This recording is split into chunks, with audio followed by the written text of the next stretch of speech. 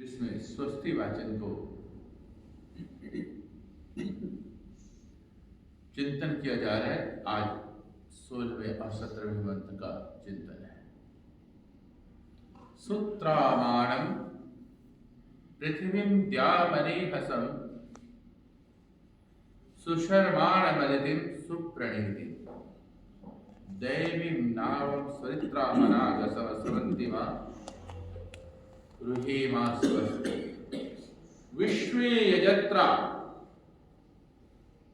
अधिवोचतो तैत्रायध्वं no दुरिव्वाय अधर्वदः सत्यया वह देवभूत्या भुवेम शृण्वतो देवा अवसे स्वस्ते। यह ऋग्वेद का पवित्र मंत्र बहुत सुंदर संदेश लेकर के हमारे सामने में ऋषि ने हमारे लिए गायन किया, उच्चारण किया। सारे ब्रह्मांड को उसने एक रूप में देखा। ऋषि की परंपरा है कि समस्त ब्रह्मांड को एक तरीके से देखता है। सर्वे भवन्तु सुखिनः सर्वे सन्तु निरामयाः सर्वे भद्राणि पश्यन्तु मा कश्चित् दुःखभाग् भवेत्। यह सूक्त पूरा हमारे भारतवर्ष और भारतीय संस्कृति में ओतप्रोत है। ऋषियों ने इस बात को लेकर उच्चारण किया। तो इस मंत्र में कहता है सूत्रामाणं पृथ्वी में, एक पृथ्वी पे रहने वाले व्यक्तियों, समस्त पृथ्वी को अपने दूरदर्शिता से देखो कि इस पृथ्वी पर क्या क्या चीजें हैं, कौन सी शक्ति ऊर्जा प्रवाहित हो रही है। लोगों का देखने का दो तरीका है। एक होता है सेविंग, मैं और मेरा परिवार, मेरा समाज। जब इसको और विस्तृत कर देते हैं तो सारा विश्व आ जाता है। तब विश्व के कोने कोने में आप दृष्टि देते, कहीं विशाल पर्वत, उसके सामने बहने वाली नदियां, कहीं रेगिस्तान, कहीं सुंदर फूल खिले हुए बगीचे, और ये सारा का सारा ब्रह्मांड जो है, सारी के सारी धरती जो है, ब्रह्मांड उसकी सेवा कर रहा है धरती की, और धरती जो है शस्य श्यामला होकर के हम सबके लिए समर्पित है। विस्तृत क्षेत्र में देखिएगा तो लगेगा कि प्रभु ने क्या अद्भुत चीज दी है, जो इस मंत्र का ऋषि कहता है सूत्रामाणं पृथ्वी। मैं पृथ्वी से आराधना करता हूं कि मेरे अंदर क्षमाशीलता प्रदान करे, सहनशीलता प्रदान करे। अगर मुझे कोई बोले तो मैं मुस्कुरा उठूं, जैसे कोई माली धरती को खोद देता है और कुछ फूल के दाने से बुझा देता है, फैला देता है, तो कुछ दिनों के बाद वही धरती मुस्कुरा उठती है, खिल उठती है, फूलों की से सुगंधी बिखेरती है। तो प्रभु कहते हैं कि सारे पृथ्वी को बड़े दृष्टि से देखो और उसके सुंदरता का आभास करो। जब नदी के बहाव के साथ साथ बहुत बड़ा विशाल वन हो, जंगल हो, उसमें जन्नत की खुशबू आ रही हो, उस समय में आपका मन जो आह्लादित हो रखा हो, जो शीतल वायु, चंदन की खुशबू, पेड़ों के पत्तों की चहचहाट, चिड़ियों की चहचहाट, सारे शक्ति, सारे ऊर्जा पृथ्वी ने आपके लिए बिखेर दिया और क्या कहा, तुम भी मुस्कुरा उठो मेरी तरह। सूर्य की पहली किरणों के साथ जब धरती चमक उठती है लालिमा लेकर के, कहीं नदी, कहीं वृक्ष, कहीं तालाब, उसमें से जो सूर्य की किरणें जब रिफ्लेक्ट होकर के वापस जाती है तो चांदी की तरह चमक पैदा होती है। सारे ब्रह्मांड को अगर समुद्र के पास चले जाओ तो वाष्प के छोटे छोटे कण, वो सूर्य की सुंदर किरणें, सब कुछ आपको मन को आह्लादित कर देता है। तो ऋषि यहां पर क्या कहता है, सूत्रामाणं पृथ्वी, सारी पृथ्वी को बृहद दृष्टि से देखो। देखने के पश्चात आभास होगा कि कौन सी ऊर्जा ने, कौन सी शक्ति ने मुझे ये सुंदर धरती प्रदान की है। उसको मैं स्मरण करूं, उसको मैं याद करूं और याद करके एक बार अपने चिंतन को फिर और ऊर्ध्वगामी ले जाऊं। कहा? इसमें लिखा ध्यान अनेहसम। महान द्यूलों को मैं जब देखता हूं तो चंद्रमा, सितारे, प्रकाश की किरणें, वहां से उतरने वाली हर सुंदरता, आज हम लोग आकाश को जीतते हुए आगे बढ़ते चले जा रहे, चीरते हुए आगे बढ़ते चले जा रहे। तो ये क्या कहता है कि तुम द्यूलोक को जीतना चाहते हो अपने साइंस से, अपने विज्ञान से, चंद्रमा से, रॉकेट से। आप हम लोग चंद्रमा यान से चंद्रमा तक, मंगलयान से मंगलयान तक, और तो और सौर ऊर्जा को पहचानते हुए सौर यान से हम और आगे से आगे जाने की कोशिश कर रहे हैं। मतलब हमारी बुद्धि को, हमारे विवेक को किसी महान शक्ति ने, किसी महान ऊर्जा ने इतना विस्तृत कर दिया, इतना बड़ा कर दिया है कि हम द्यूलोक को भी जीतना चाहते हैं। लेकिन एक बहुत सुंदर बात क्या कही जाते हो? दैवी नाव। प्रभु ने एक दिव्य नाव दिया, दैवी नाव। इस सारे समुद्र को, द्यूलोक को तुम लोग जानना चाहते हो, 7 समुद्र को पार करने के लिए बड़े से बड़े जहाज बना दिए गए हैं, और ऐसे भी जहाज बना दिए गए हैं जो समुद्र के नीचे जाकर के भी तैर करके जहां चाहते वहां निकल सकता है। आकाश को चीरते हुए हमने रॉकेट बना दिया, सौर ऊर्जा तक की जाकर के हम लोग उसको अध्ययन करना चाह रहे हैं, मंगलयान में पहुंचना चाह रहे हैं। लेकिन ये क्या कहता है ऋषि, क्या कहता है? दैवी नावम, दिव्य नाव भगवान ने तुम्हें दिया है। वो कहां है वो दिव्य नाव? उसको खोजना है, उसको प्राप्त करना है, उसको पहचानना है। ऐ मेरे दिव्य नाव, तू है कहां? थोड़ी सी पलकों को बंद कर दो तो शरीर को नाव कहा गया। ध्यान रखें, हम भले ही शांत यहां बैठे हों, लेकिन हमारी चेतना, मन, हमारी ऊर्जा दोनों मिल करके इस विचार रूपी समुद्र में तैरना चाहते हैं। और सबसे बड़ा दुनिया का जो समुद्र है वो कौन सा समुद्र है? विचारों का समुद्र है, जिससे हम लड़ते हैं, जिससे हम झगड़ते हैं, और हम लोग अपने आप में परेशानी और सुख दोनों उत्पन्न करते हैं। तो ये मंत्र स्वस्ति वाचन का मंत्र है। कल्याण की कामना चाहते हो तो अपने दिव्य नाव को पहचानो, शरीर को पहचानो। और कहां पहचानोगे? अपने मस्तिष्क में, अपने ऊर्जा को जहां से प्रवाहित होता है। शांत तो बैठे हो, शरीर शांत है, लेकिन कर्ण विवश से एक आवाज, एक ध्वनि वैदिक मंत्र का पहुंच रहा है। हम चिंतन कर रहे हैं, देखो तो सही वहां पर जाकर के क्या कहते हैं कि हमारा मन क्या कहता है। कभी कभी तो हम घर में बैठे शांत एकांत अपने अतीत की बातों को लेकर के, पिछली बातों को लेकर के उससे लड़ रहे होते हैं। मैंने ये किया, मुझे क्या मिला, मैंने अपने सारी शरीर की ऊर्जा गंवा दी, जिंदगी भर परिश्रम करके। बहुत सारी विचारधाराएं आपके पास आती है। कभी हम अपने से लड़ते हैं, कभी अपने परिवार से लड़ते हैं। किसी एक शब्द की वजह से उसने आपके अंदर उत्तेजना भर दी, कहा कि ये। कभी कभी हम इसलिए लड़ते हैं कि मेरी बात तो सुने, मैं दूसरों की बात ना सुनूं, क्योंकि मैं बड़ा हूं इसीलिए मेरी ही बात सुनी जाए। वो अहंकार बोलता है कि नहीं, तुम दूसरों की क्यों सुनोगे, सब तुम्हारी सुने। अगर हवा का तेज झोंका आता है, अगर पेड़ कहता है मैं तेरी क्यों सुनूं, तो पेड़ जमीन पे आके गिर जाता है, उसका अस्तित्व समाप्त हो जाता है। जिन जड़ों से वो रस ले रहा था, वो जड़ भी उखड़ गए और न उसका अस्तित्व बचा। कुछ दिनों के बाद वो सूख करके उसका अपने अस्तित्व को समाप्त कर लेगा। क्या हम किसी विचारधारा के झोंके में अपने अहंकार को मजबूत करके इतने वर्ष तक की जो परिश्रम किया, ज्ञान अर्जन किया, लेकिन प्रभु ने ये तो कहा कि तुम्हारा नाव जो है दिव्य नाव है, इसने दिव्य नाव को हम खो दे, रास्ता भटके। ऐसा लगता है कि समुद्र में बहुत बड़े बड़े लहरों के थपेड़े आ रहे हैं, विचारों के थपेड़े आ रहे हैं, जैसे समुद्र में बड़े बड़े हवा के साथ झोंके आते हैं, कभी नाव भटक गई तो वो दिशा विहीन हो जाता है।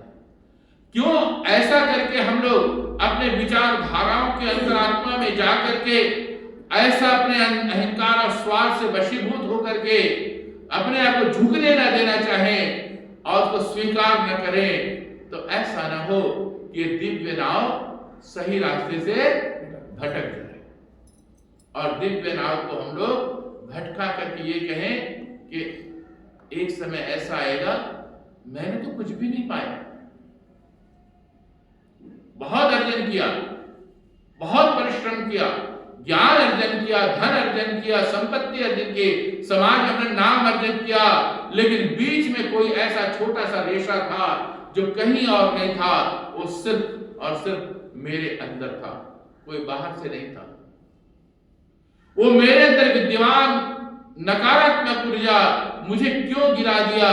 काश मैं सुधर जाता, काश मैं विनम्र हो जाता और मैं दिव्य नाव की उसके दिव्य प्रकाश को समझ पाता। तुम्हारी चेतना, तुम्हारी ऊर्जा वो सिर्फ तुम्हारी है, किसी और की नहीं है, क्योंकि तुम बैठे हुए हो, मैं बैठा हुआ हूं शांत, शरीर का कोई भी अंग हिल नहीं रहा है, मैं लेटा हुआ हूं, लेटे हुए लेकिन मेरा शरीर कोई अंग हिल नहीं रहा है, लेकिन एक ऊर्जा आपको तंग कर रहा है। वो कौन है? वो तुम्हारे दिमाग में बैठा हुआ है और कहीं नहीं। लेकिन उसको पावर कौन सा दे रहा है? तुम्हारे शरीर का जब तक से जीवित है, तुम श्वास ले रहे हो तो ऑक्सीजन जाकर के वहां थोड़ी सी ऊर्जा दे रहा है और सोच और सोच। सोचता क्या है? नेगेटिव, नकारात्मक। कभी कभी परिवार में बैठ करके या अपने आप बैठ करके किसी पुराने दिन को खुशियों वाला याद करता है तो उसका चेहरा खिल उठता है। परिवार में जब 6 प्रशंसा मिल जाता है तो आपका चेहरा मुस्कुरा उठता है। वो कहां है? कहीं बाहर से नहीं है, तुम्हारे मन के अंदर है। आप बैठे बैठे वो सुखद पल को याद कर रहे हो तो चेहरा मुस्कुरा रहा है, दुखद पल को याद कर रहे हो तो दुख, कष्ट, परेशानी से ओतप्रोत होकर के चेहरा और शरीर मुरझा रहा है। इसीलिए ऋषि ने क्या कहा? दिव्य नाव है, इसको परिवर्तित, शरीर को तपाने के 3 तरीके के लोग हैं समाज में। एक तो वो होता है शरीर को सुंदर बनाता है। अभी अभी डॉक्टर हंसराज जी कह रहे थे सबसे सुंदर चीज, प्रत्यक्ष चीज कौन है? जो आपका एहसास रहता है दर्पण। उसके सामने में खड़े होकर के हम मुस्कुराते हैं, देखो मैं खूबसूरत हूं, मैं यहां से सजा लूं, वहां सजा लूं, अच्छा है। लेकिन दूसरे प्रकार के वो भी व्यक्ति हैं, कुछ लोगों ने शरीर को महत्व नहीं दिया, कभी कांटों में सो रहे हैं, कभी अपने आप को तड़पा रहे हैं, कभी अपने आप को दुख दे रहे हैं, सोच रहे हैं कि नहीं शरीर नेगेटिव है, लेकिन वेद का मंत्र तो अलग ही कहता है दिव्य नाव है, इसको सुंदर भी बनाओ, इसको सजाओ भी, लेकिन इसको तड़पाओ मत, इसको क्या करो? अंदर से फूलों की खुशबू भरो। तभी कुछ लोग ऐसे भी हैं जो शांत होकर के शरीर को स्वस्थ रख करके एक मन के पास जाकर के इसके अंदर प्रसन्नता, एक अमृत भर देना चाहते हैं। लोग कहते हैं लाखों वर्षों से रावण को जला रहे हैं, लेकिन रावण के विषय में ये प्रसिद्ध है, बहुत बड़ा प्रसिद्ध है, उसने जब आराधना की, उसने शक्ति की आराधना की, ऊर्जा की आराधना की और आराधना करके साक्षात शिव का दर्शन किया, तो उस समय में वो अमरता का वरदान मांग लिया और उसने क्या किया? उसे अमृत दे दिया। जबकि हम लोग देव यज्ञ हवन करने से पहले हाथ में जल लेकर के मंत्र से अभिषिक्त करके उससे कहते हैं अमृतो वस्तनमसि, अमृता विधानमसि। तू मेरे नीचे भी अमृत है, मेरे ऊपर भी अमृत है, परिधान की तरह विधान है शब्द, तू मेरे ऊपर भी अमृत है। हे अमृत, मैं तुझे अपने आप को समर्पित करना चाहता हूं, बदले में तू मुझे क्या दे देना? सत्य यश और श्री दे देना। किसमें देना? इस शरीर में। शरीर के बाहर नजर नहीं आएगा, रावण को मारना था तो राम को भी तपस्या करना पड़ा। समुद्र के किनारे में बैठ करके उसने भी 9 दिन तक की आराधना की। आराधना करके अपनी ऊर्जा को इकट्ठा किया, अपने शरीर को ऊर्जा से परिपूर्ण कर दिया, अपने शरीर को अंदर से सुंदर किया। बाहर से तो वो शक्तिशाली थी, उसके पास शक्तिशाली सेना थी, लेकिन राम को आराधना करना पड़ा और उसे प्रार्थना करनी पड़ेगी, जिसके पास ब्रह्मास्त्र है तो मुझे तो दिव्यास्त्र दे, मेरे दिव्य शरीर में दिव्यास्त्र प्रदान कर। और कैसा दिव्य हो? वो अग्नि की तरह प्रकाशित हो, ज्योतिर्मान हो, जो उस अमृत को सुखा सके। राम को भी आराधना कर। कहते हैं, बहुत सुंदर बात है, जामवंत बड़ा शक्तिशाली था, बड़ा ऊर्जाशाली था। उस समय में उसके बड़ा जितना शक्तिशाली व्यक्ति कोई नहीं था। तो राम ने कहा कि जामवंत जाओ, लंका पहुंचो, विजय प्राप्त करो, सीता मैया को हमें लेकर के आना। जामवंत ने अपने आराधना की, ध्यान का, और वो एक तपस्वी को जानता था जो असाधारण नहीं, महादिव्य तपस्वी था। बैठ करके साधना करता था, दिव्य साधना करता था, लेकिन वो अपनी तपस्या में, अपने ध्यान में मग्न रहता। जब जरूरत होती तो कहीं भी पढ़ करके अंतरात्मा को दिव्य जगाता था। वो कौन था? हनुमान। वो जानता था कि मुझसे भी अगर कोई शक्तिशाली व्यक्ति है तो वो हनुमान है।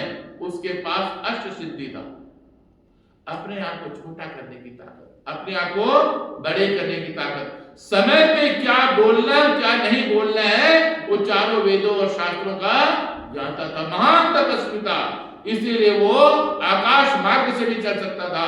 इस सारी साधना को हनुमान कर रखा था, लेकिन बैठ करके साधना ही करता था। जामवंत को क्या किया? उसको जामवंत ने उसको ललकारा, युद्ध के लिए ललकारा। युद्ध के लिए ललकारा तो हनुमान न टस हुआ न मस हुआ,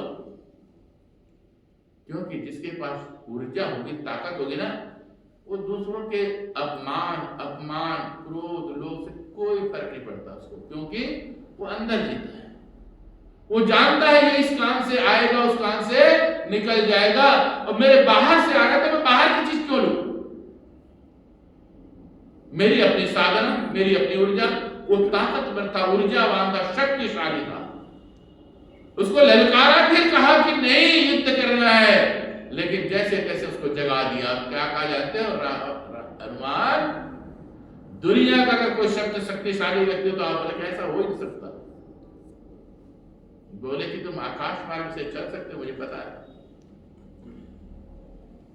तुम ऐसे जो बहुत शक्ति से शक्तिशाली व्यक्ति है, उससे तुम ही युद्ध कर सकते हो, मुझे पता है, क्योंकि तुम्हारे पास ऐसा सूक्ष्म मन है, ऐसा बृहद मन है।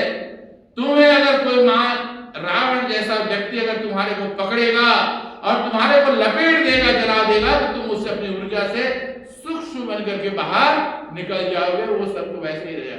मुझे तुम्हारी शक्ति का पहचान है। हनुमान को आभास हुआ कि हाँ है तो सही।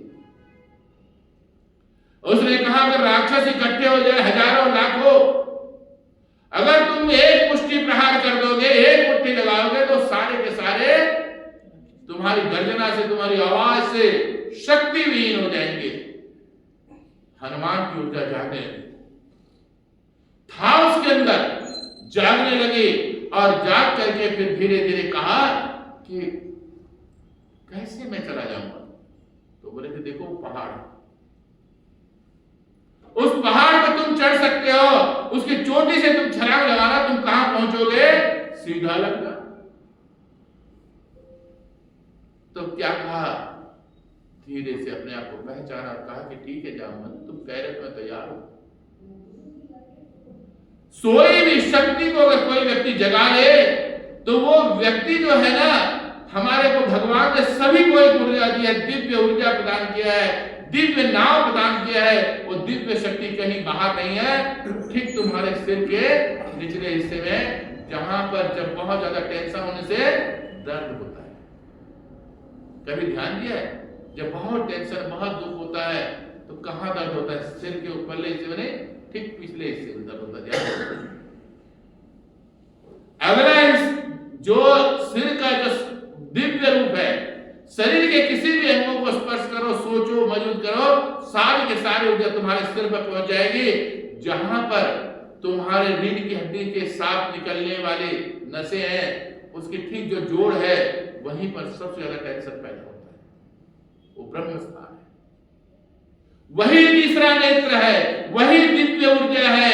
वहीं पर जाकर के थोड़ी देर बैठ करके मैं श्वासों से कहो, हमारे को प्रभु तूने दिव्य नाम प्रदान किया है, मैं पहुंचता हूं उसी से, अपने सारे थपेड़ों को पार करते हुए, सारे विचारधाराओं को छोड़ते हुए, बस मैं छोड़ते मैं वहां पहुंचना चाहता हूं। तो वहां पर सबसे पहले क्या नजर आएगा जानते हो? तुम्हारा दिव्य स्वस्थी। कल्याण किसी और को नहीं चाहिए, शरीर तो स्वस्थ है, हमने परिश्रम करके बहुत अच्छा रहन सहन बना रखा है, रहन सब कुछ की कमी नहीं है। कमी कहां है? तो हमारे सोच में, विचारधारा में, स्वस्थी में। जिस दिन उसके पास जाकर के समर्पित कर दोगे, उससे पूछोगे कि तुम किस लिए परेशान हो, बताओ तो सही, तुम्हारी विचारधाराओं को मेरे सामने में रखो। लंबी गहरी सांस 10 लेना और 11वें में उसको बाहर फेंक देना। फिर तुम अपने सांसों पे ध्यान देखना आधी समस्या वही तुरंत तत्काल समाप्त हो जाती है और कुछ करने की आवश्यकता नहीं। ये विचारधाराओं से तुम उन लहरों से जीत लोगे जो तुम्हारे को परेशान करते हैं, उन बड़े बड़े थपेड़ों से जीत लोगे जो तुम्हें परेशान करते हैं। इसलिए क्या कहा? स्वस्ति अर्थात कल्याण का मंत्र है। कल्याण के मंत्र में क्या कहा? दैवीं नामं स्मृत्वा अनागसं, पाप रहित हो जाओगे उस समय में। अनागसं माने पाप रहित, कष्ट रहित, दुख रहित हो जाओगे। क्या सुंदर मंत्र है। आरोहेम, हम आओ इस पर आरोहण करें, इस पर चढ़ जाए, इसके पर विचारधारा से आगे पहुंच जाए। जब वृक्ष पे चढ़ते हो, तने तने से, शाखा शाखा से ऊपर पहुंच जाते, वहां पर जहां फल लगे हुए, जहां फूल लगे हुए, आज हम लोग जो है शरीर के एक एक अंगों से स्पर्श करते हुए, अपनी नसों से, अपने नाड़ियों से, अपनी विचारधाराओं से धीरे धीरे ऊर्ध्वगामी हो जाए और धीरे धीरे हृदय के पास आकर के जहां से शरीर में पंपिंग होता है वहां पर पहुंच जाओ। वहां एक इलेक्ट्रॉनिक ऊर्जा मिलेगी, उसके साथ मिलकर के आज्ञा चक्र के ठीक पीछे पहुंच जाओ। वहां पहुंच करके पलकें बंद कर दो, आप उस वृक्ष पे चढ़ जाओगे जो वेद मंत्र ने, ऋषि ने लिखा। चाहते हो ना स्वस्ति फल? हमारे जीवन का फल चाहते हैं, हम अपने जीवन का कल्याण चाहते हैं, अपने जीवन का फल चाहते हैं। तो हमारे जीवन का फल क्या है? हमारा जीवन कल्याणमय हो जाए, दिव्यमय हो जाए। मुझे एक छोटी सी बात याद आती है, बड़ी सुंदर बात है। एक 30 साल का नौजवान, बहुत अच्छा व्यापारी था, लेकिन 2-3 वर्षों से उसका व्यापार में बहुत जबरदस्त घाटा। इतने परिस्थिति आ गई कि वो जो है अपने आप को संभाल नहीं पाया। एक बगीचे में जाकर के शांत, चेहरा झुका करके, मुरझाया हुआ, परेशान, दुखी बैठ गया। बहुत दुखी था। इतने में एक मध्यम का शरीर का व्यक्ति आया, उसके चेहरे पे मुस्कुराहट थी। उसने अपने परिचय दिया और परिचय दिया विश्व का सबसे बड़ा धनवान व्यक्ति के रूप में। बोला कि मैं एक काम करता हूं कि मेरी उम्र हो रही है, मैं अपने धन उनको देता हूं जो व्यापारी, मैं और किसी को नहीं देता, और मैं चेक देता हूं, बताओ तुम्हारा कितना घाटा, क्या परेशानी हुई, तुम चेहरे से उदास क्यों? थोड़ी देर बात करके समझ लिया उसने उसकी परेशानी क्या। बोले कि बस 5 मिनट रुको। थोड़ी दूर गया, एक लिफाफा लाया, लिफाफा ला करके उसको दे दिया। कहा कि तुमने जितना घाटा बताया उससे 4 गुना पैसा चेक में मैंने इसमें डाल दिया लिफाफे, लेकिन लिफाफा तक खोलना, जाना, वापस अपने कार्यस्थल पे बैठना। तुम्हारे पास पैसे हैं, दोबारा परिश्रम करना। अगर कुछ दिनों के बाद सफलता न मिले तब तो इसको तुम भुना लो। और तुम्हारे जितना भी कमी है वो पूरा हो जाए। नए सिरे से जाओ, परिश्रम करो। उसमें न जाने कैसी शक्ति आई तो पीछे धन भी था उसका, बोला कि घाटा को कोई दिक्कत नहीं, निकल गया। फिर अपने आप को नई ऊर्जा नई शक्ति लेकर के, साथ में उसके पास मां लक्ष्मी थी ही चेक के रूप में, परिश्रम दोबारा शुरू कर दिया। इसके अंदर एक नई ऊर्जा थी, नया उत्साह था, नया उमंग था। उसे कार्य करने का तरीका थोड़ा बदल गया, क्योंकि खुश होकर के काम कर रहा है, मुस्कुरा के काम कर रहा है। और कुछ दिनों के बाद उसका व्यापार धीरे धीरे चलने लगा। ठीक 2 वर्ष के बाद उसने सोचा कि लिफाफा खोलूं, लेकिन वो जाते हुए एक बात बोल गया था, अगर तुम सफल हो जाओ तो इस चेक को वापस कर देना, मैं किसी और व्यक्ति को दूंगा जो असफल व्यक्ति है। पहले तुम परिश्रम करना, और असफल हो गए तो मेरे पास आना, मैं यहीं मिलूंगा। वो सफल हो गया, कहा कि मैं कुछ एक चेक और बना के ले जाता हूं, क्योंकि न जाने से कौन सा आशीर्वाद था और कौन सा परिश्रम था। आज नई ऊर्जा, नए उत्साह, नई उमंग के साथ मैंने काम किया, मेरा काम बहुत तेजी से बहुत अच्छा चल रहा है। ठीक 2 वर्ष में फिर वहीं पहुंचा, वो आदमी मिला। कोई किनारे में बैठा हुआ था, दाएं बाएं कुछ बड़बड़ा रहा था। उसके पास पहुंचा, जैसे ही पहुंचा तो सामने ठीक हॉस्पिटल था, बगीचे था। वहां से 2-3 आदमी आए भाग करके, बोले भाई साहब इसके पास क्यों बैठ रहे हो? बोले क्यों? ये व्यक्ति क्या करता है, जो हॉस्पिटल में पर्ची पड़ी रहती है ना रोगियों की, कहीं गिरा हुआ कहीं कुछ, उसको उठा लेता है, लिफाफे में डालता है, उसको दे देता है। अब बोलता है मैं दुनिया का सबसे धनवान व्यक्ति, पागल है, पागल। तो उसने सच में लिफाफा खोल के देखा तो वही पर्ची निकली जो रोगियों की होती है। लेकिन सच्चाई बताएं उसके पीछे क्या था।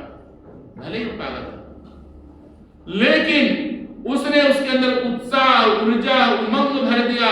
व्यक्ति वही, कार्य वही, आज काम करने का तरीका भिन्न था, तो उसका शरीर जो है कार्य क्या बन गया? दिव्य नाव बन गया। आज उसने अपनी ऊर्जा से परिपूर्ण कर दिया। अगर व्यक्ति का मन बदल जाए तो उसकी ऊर्जा बदल जाती है। स्वामी दयानंद जी प्रवचन दे रहे थे, उससे पहले अमीचंद नाम का एक गायक था, बहुत सुंदर भजन बोला, लेकिन लोगों ने उसके बारे में बताया ये सब नकारात्मक चीजों से पियक्कड़ है, सब नकारात्मक चीजों से ये दोस्ती रखता है। ऋषिवर देव दयानंद ने उसकी तरफ देखा, मुस्कुरा करके, अमीचंद हो तो सुंदर गाय, लेकिन तुमने अपने आप को नहीं पहचाना। उस आवाज में दम थे, उस आवाज में ऊर्जा थी। वही अमीचंद घर में गया, साफ सफाई करने लग गया, और सफाई करके आज से उसने व्रत ले लिया, संकल्प ले लिया, मेरी आवाज होगी तो समाज के सुधार के लिए, मेरी आवाज होगी तो राष्ट्र कल्याण के लिए, मेरी आवाज होगी तो मानव कल्याण के लिए, मेरा भजन का समर्पण होगा तो प्रभु के लिए समर्पण होगा। वो अमीचंद वही अमीचंद, शरीर से वही, संगीत वही, एक सिर्फ ऋषिवर देव दयानंद की सुंदर सी आवाज से, एक भाषा से, एक आशीर्वाद से वो बदल गया।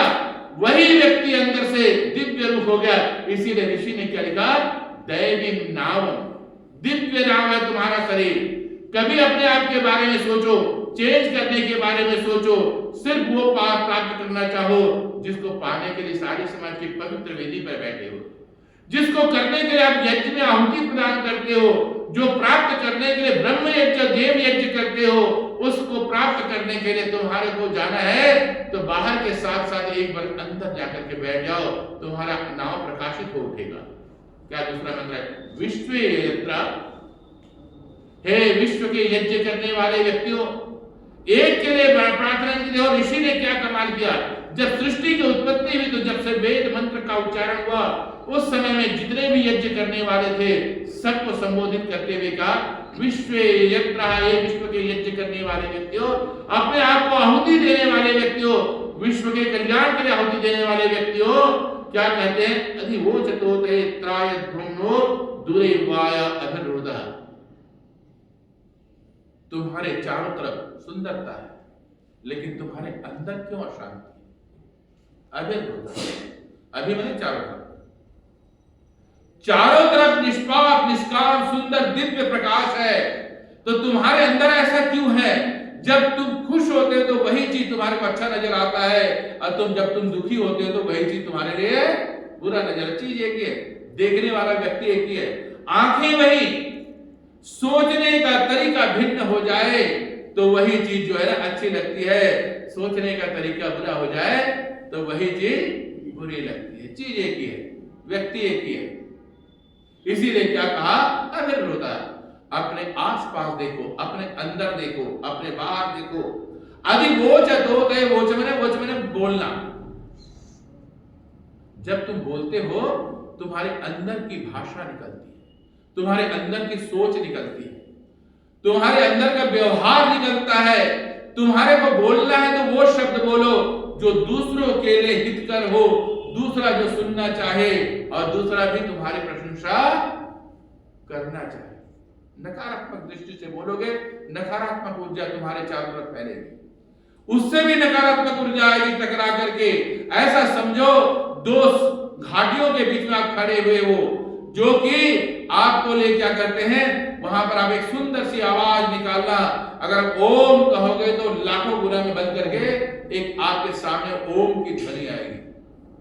लेकिन आप किसी से नाराज हो, दुखी हो, कष्ट हो, परेशानी हो, वहां पर खड़े होकर के उससे कठोर शब्द बोलोगे तो वहां से प्रतिध्वनि क्या आएगी? कठोर शब्द की प्रतिध्वनि आएगी। इसलिए क्या कहा? अधिवोचतोते।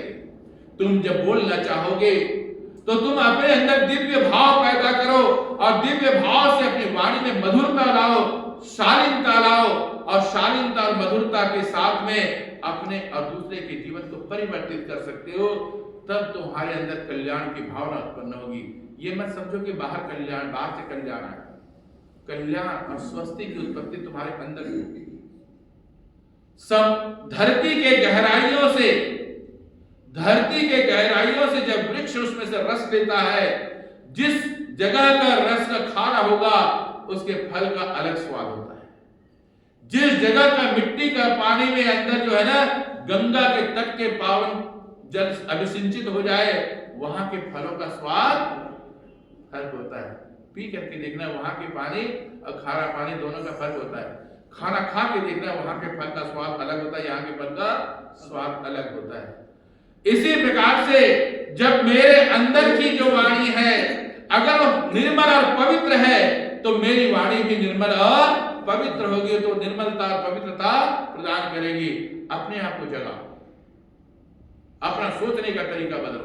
स्वस्ति चाहते हो, कल्याण चाहते हो, मंगल चाहते हो, पवित्रता चाहते हो, तो अपने अंदर सबसे पहले उत्पत्ति करो, उस साधन को उत्पत्ति करो, उस अमृत की उत्पत्ति करो जिस अमृत को उत्पत्ति करने के लिए ऋषियों ने तपस्या किया। वेद का ऋषि कहता है अधिवोचतोते, तो अपनी भाषा को बदलो, अपने देखने का तरीका को बदलो। अंत में बहुत सुंदर क्या कहा?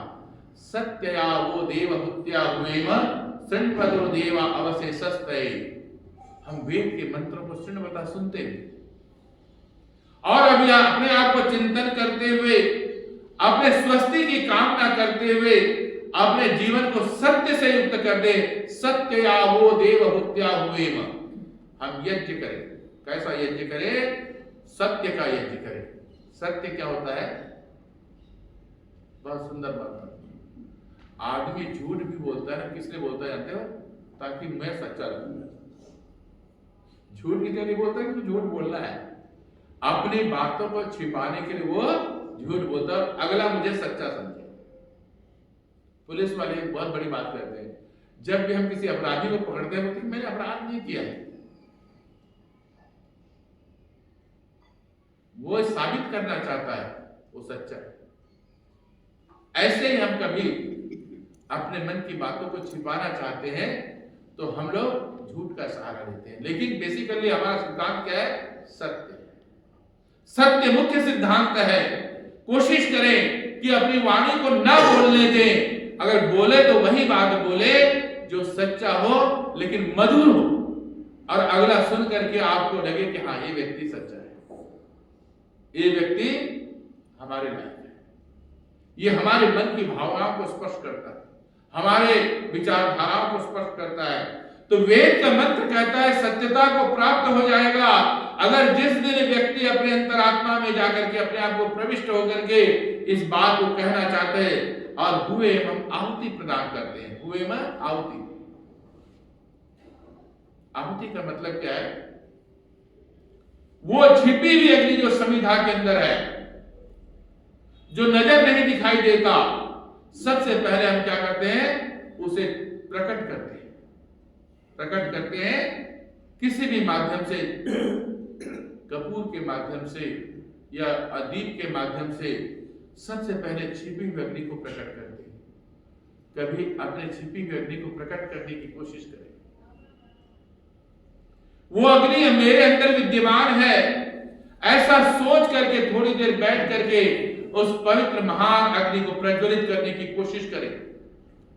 नाभि केंद्र से उठता हुआ मस्तिष्क पे जाकर के रिफ्लेक्ट करता हुआ आपके तन और मन को वो पवित्र कर देता है, ऊर्जा से ओतप्रोत कर देता है। उस समय में जब अंतरात्मा की अग्नि को आप जलाते हैं, उसके लिए आप खुद को करना पड़ेगा, कोई माध्यम नहीं। सत्संग के माध्यम से जान तो सकते हैं लेकिन करना खुद को पड़ेगा। कोई व्यक्ति आपका सहारा नहीं हो सकता। दुख में भी दुख को निवारण करना आपका ही काम है। कोई व्यक्ति आपको बोल के कह तो सकता है कि ऐसा करो वैसा करो, लेकिन करना खुद को पड़ेगा। कल्याण चाहते हो तो अपने आप को बदलना आपका ही काम है। दूसरा बोल तो सकता है लेकिन बदलोगे खुद आप अपने आप को। अग्नि प्रज्वलित हुई, अग्नि को आपने दिखाया, अब छिपी हुई अग्नि उसके अंदर से प्रकट हुई क्योंकि उसके अंदर अग्नि का गुण विद्यमान था। इसी प्रकार से हमारे अंदर भी प्रकाश का गुण विद्यमान है। फिर उसके पश्चात वैदिक मंत्रों से आपने उसे अभिषिक्त कर दिया, अपनी भावनाओं और अपनी विचारधाराओं को उसके चरणों में समर्पित कर दिया। समर्पित करने के पश्चात क्या किया? कुछ समिधाएं लेकर के उसके चरणों में समर्पित करते हुए कहते हैं, हे अग्निदेव आप अल्प अग्नि हो, बृहद अग्नि हो जाओ। मैं भी अपने जीवन को, अपने तप को, अपनी वाणी को, अपनी विचारधाराओं, अपने ज्ञान को, अपने विवेक को उस अग्नि में समर्पित कर दूं जिस आत्मा के रहने पर मेरा शरीर जीवित है। मेरे अंदर उस आत्मा के प्रति जाके मैं समर्पित करूं। किसको समर्पित करूं? अपने विचारधाराओं की ऊर्जा को, अपने विचारधाराओं के जितने भी सकारात्मक और नकारात्मक दोनों ही चीजों को समर्पित कर दो। कहे क्या दो? हे अग्नि, जब मैं तुम्हें सामग्री और घृत देता हूं, तुम उसे भस्मीभूत कर देते हो और शुद्ध खुशबू से युक्त, आनंददायक, ऊर्जावान, जैसे खुशबू को बिखेरते हो सामग्री की, ऐसे ही मेरे शरीर के रोम रोम को प्रकाशित कर दो। मेरे शरीर के रोम रोम को आप्यायित कर दो। मैं मुस्कुरा सकूं, मेरे अंदर से निकलने वाला ऑरा सकारात्मक ऑरा हो, ऊर्जावान ऑरा हो। अगर मैं संकल्प ले लेता हूं और इसी भावनाओं को, अग्नि को समर्पित कर देता हूं, एक प्रकाश, एक ज्योति निकलने वाली एक ऊर्जा आपके अंदर से परिवर्तित होकर के आएगा, प्रकाशमान होकर के आएगा, ऊर्जावान होकर के आएगा। तब उस समय में क्या कहते हैं? देवहूत्य, हे दिव्य शक्तियां, देवताओं, देवहूत्या, हे देवतागण, मैंने आपको देखा है कि आप दिव्य प्रकाश से युक्त हो, क्योंकि आपने तप किया, अपने जीवन को निस्वार्थ भाव से सेवा में प्रदान किया है। ऋषिवर देव दयानंद जब अपने आचार्य, अपने गुरु के चरणों में जाते हैं, थोड़े से लौंग लेकर के, क्योंकि उनके पास था ही नहीं, तपस्वी व्यक्ति थे। किसी सेठ व्यक्ति के पास जाते हैं, कहते हैं कि मेरे को थोड़ा सा दान चाहिए। क्या चाहिए? लौंग चाहिए। बोले क्यों? मुझे आज गुरु दक्षिणा देनी है। सेठ जी ने बड़े पवित्र भाव से दे दिया, उसे मुट्ठी भर लौंग। लेकर के दोनों हाथ से लेकर गुरु के चरणों में घुटना टिका करके बैठ गया। गुरुवर, मैं एक सन्यासी हूँ, तपस्वी हूँ, मेरे पास कुछ भी नहीं है। आप कभी कभी मैंने देखा है दिन में 1-2 बार लौंग चबा लेते हैं, तो मैं ये लौंग लाया हूँ ताकि इसका आप स्वीकार करें और इस लौंग का उपभोग करके मुझे आशीर्वाद दें, मैं अपने रास्ते में चल पड़ूं। विद्यानंद की अंतरात्मा कुछ और बोली, क्योंकि आंखें दिख नहीं रही थी, लेकिन आभास था, अनुभव था। क्या अनुभव था? इस दयानंद से जो प्रकाश, जो ऊर्जा निकल रही है, वो कहीं लुप्त न हो जाए, कहीं छिप न जाए। उसने कहा, मुझे लौंग नहीं चाहिए। बोले, गुरुवर क्या चाहिए? बोले, एक ही चीज चाहिए, तुम्हारा सिर। चरणों में रख दिया, कर दिया समर्पित, कह दिया कि ये दयानंद तुम्हारा है, ये सिर तुम्हारा है, आदेश दीजिए। उसने कहा कि दयानंद, मेरी एक ही तमन्ना है, एक ही इच्छा है, तो विश्व के कल्याण के लिए अपने आप को समर्पित कर दो और विश्व में सारे नकारात्मक ऊर्जाओं को समाप्त कर दो। हिंदू समाज कुरीतियों में, पाखंड में व्याप्त है, उसे समाप्त कर दो। यही तुम धर्म ध्वजा लेकर के संसार के कल्याण के लिए चल पड़ो। दयानंद ने सकारात्मक मुस्कुराते हुए समर्पित कर दिया। गुरु के आदेश, गुरु के वचनों को स्वीकार करके विश्व के कल्याण के लिए अपने समर्पित कर दिया। आज इसका प्रभाव यह है कि आज समाज के पवित्र वेदी पर बैठ करके हम वैदिक मंत्रों को, जो ऋषिवर देव दयानंद ने ऋग्वेद आदि भाष्य भूमिका में लिखा, उसके आधार से चिंतन करते हैं कि उन्होंने कहा, सत्य बात को खेलने के प्रयास करो ताकि मानव समाज का कल्याण हो सके। तो देवहत्या, ऋषि ने अपने जीवन को आहुति प्रदान कर दी। किसके लिए? समाज के लिए। किसके लिए? हिंदू राष्ट्र के लिए। किसके लिए? विश्व कल्याण के लिए। हम अपनी भावनाओं को स्व कल्याण के लिए समर्पित करें। पहले अपनी अग्नि को प्रज्वलित करें, और जब अपना दिया जल जाएगा तो दूसरे के दिया को हम जलाने लायक हो जाएंगे। वेद का मंत्र कहता है, देवहत्या, तुम आहुति प्रदान करो, अपनी ऊर्जा को प्रज्वलित कर दो, तुम्हारा प्रकाश दिव्य हो जाएगा, तुम्हारी ऊर्जा दिव्य हो जाएगी, तुम्हारी विचारधाराएं दिव्य हो जाएगी, सोचने का तरीका बदल जाएगा। इसीलिए वेद का मंत्र कहता है, उस दिन से स्वस्ति अर्थात कल्याण की जागृति पैदा होगी। अंत में क्या कहा? बहुत सुंदर है, सुन्वतः देवा अवसे स्वस्ते। अवसे माने रक्षा के लिए, सुधार के लिए, स्व कल्याण के लिए मैं स्वस्ति की कामना करता हूं। हे दिव्य शक्तियां, हे दिव्य ऊर्जाएं, मैंने स्वस्ति वाचन के मंत्रों का उच्चारण करके अपने दिव्य आत्मा को प्रज्वलित किया है।